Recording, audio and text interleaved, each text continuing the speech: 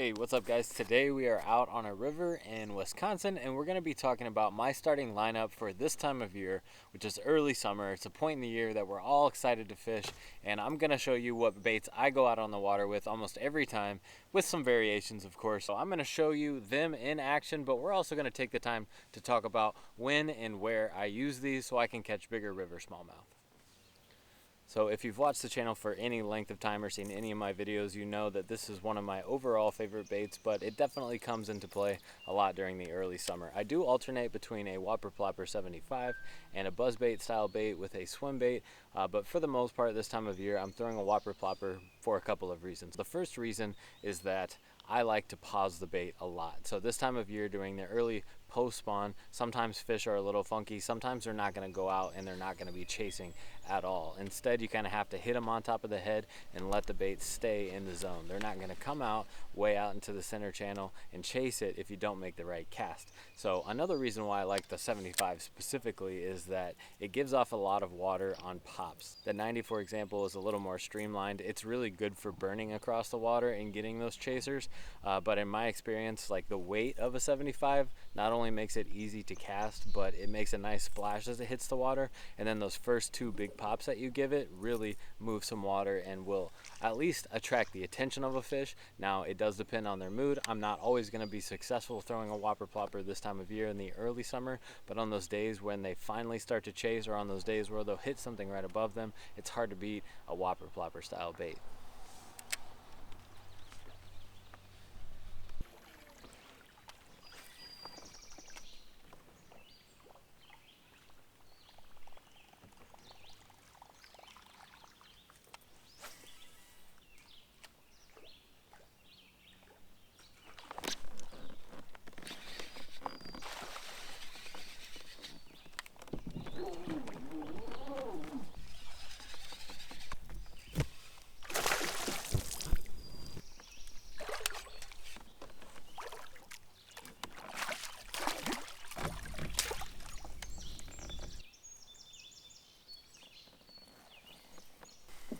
All right, now that we got that fish back in the water, although it may seem like summer, it's like mid-June, most places it's definitely starting to feel like summer and like it should be a summer bite, but they might not always be eating topwater like that fish just did. And for that reason, I like to cover every part of the water column. I want to have a bait that's going to be on the bottom, I want to have a bait that's going to be in the middle, and then I want to have a bait that's going to be on top.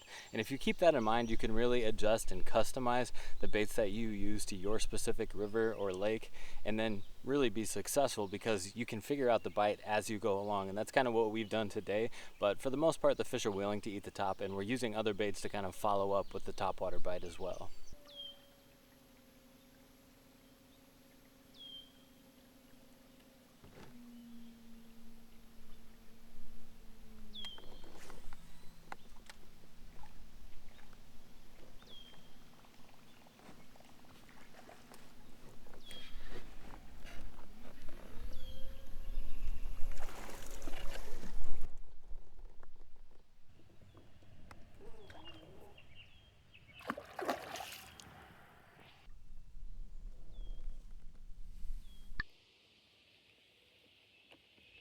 Today I'm mostly throwing the plopper around laydowns, as you guys can probably see, but that's not the only place I fish a plopper. I fish it around a lot of current features in open water. It's a super versatile bait, and that's why I like it so much.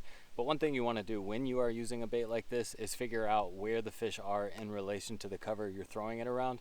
On this river specifically, this time of year, the fish are downstream of the cover, so we're throwing it behind logs, behind trees, behind whatever it may be. But there are portions of the year, especially later on in the summer, where the fish shift way up to the front side, and that's where you're going to need to focus your efforts. So just on your river, pay attention to where most of the fish are actually hitting the bait, and that's where you're going to want to put the plopper as well as any other bait you're willing to throw.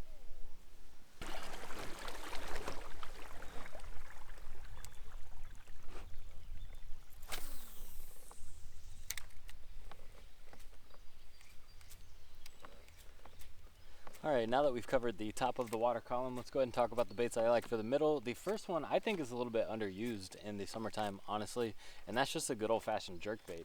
I like this for the same reason that I like the plopper. A jerkbait is a bait that you can jerk and then pause. And like I previously mentioned, in certain periods, the bass may not be willing to actively go out and chase, And so when that's the case, the jerkbait allows you to throw it into the strike zone and jerk it once and then let it sit there motionless, very subtle. But you can be as aggressive with it or as erratic with it as you want. And I think like the erratic, really jerky motion is best used around current features or substrate changes. One of my favorite areas to use it is just when there's a sand to rock or mud to rock transition out in the center of the river. So just casting it out there and then just jerking it down the whole time.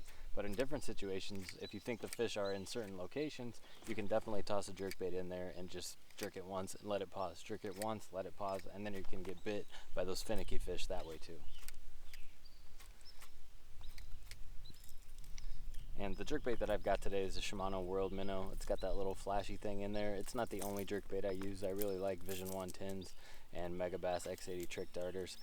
This one has been the ticket the past couple days, so I've been reluctant to take it off, but you know, whatever jerkbait works for you is probably the best option.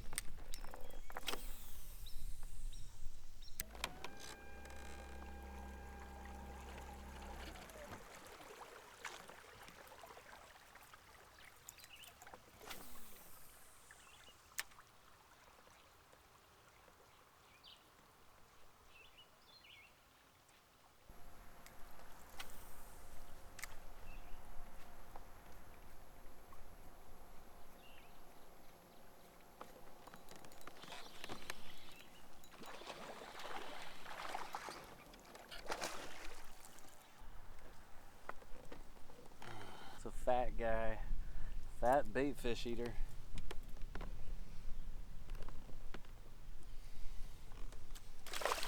Well, that makes a couple fish that weren't pinned to cover, kind of out in the open on the rocks.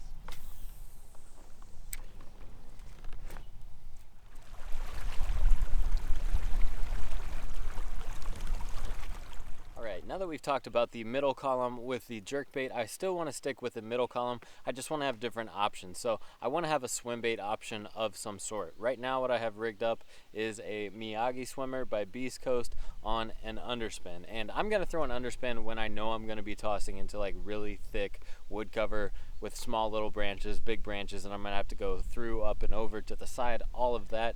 This does a really good job of not getting caught on the wood. But when I'm fishing a river, like for example the Mississippi, and I want to fish a big grass line, this really isn't what I want, especially not a big profile swim bait like this. That's when I'll opt for something a little smaller and sleeker in the form of a swim jig, and then I'll just throw a little 3-inch paddle tail, Kitech style, on the back of that. My favorite swim jig is the Dirty Jigs Finesse swim jig. That thing has been an absolute smallmouth killer for me over the years, and it's something that I am always itching to tie on in the early summer.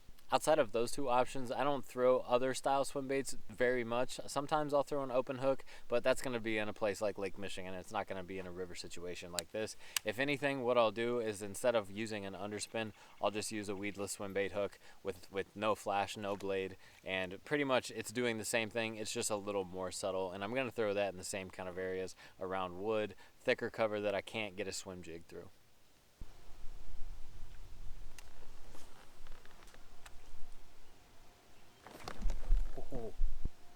Waked out and smoked it.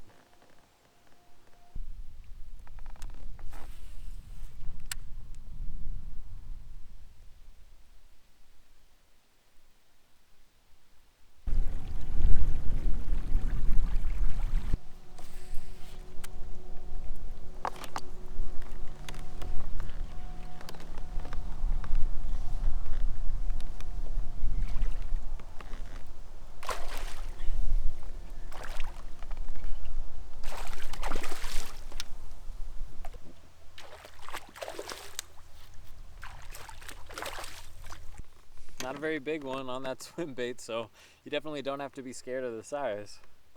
That's for sure. When they're aggressive this time of year and they're chasing, which that one did, they'll eat it.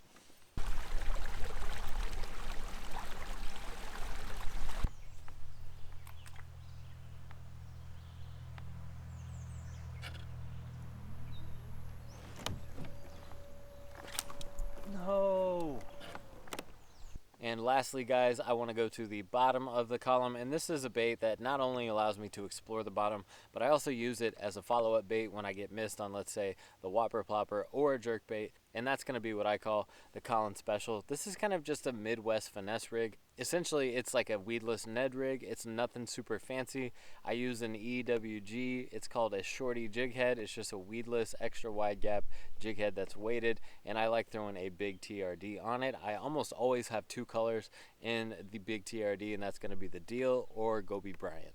This bait is super simple. It's not the most exciting to throw, but it's something that I absolutely clean up with when the bait gets tough, or when a fish swipes at a topwater lure or anything else. They will almost always go for a big TRD if you get it right back in there quick. If they were aggressive enough to come up and hit the top, then usually they're still aggressive enough to grab that, as long as you didn't get hooks in them prior to that.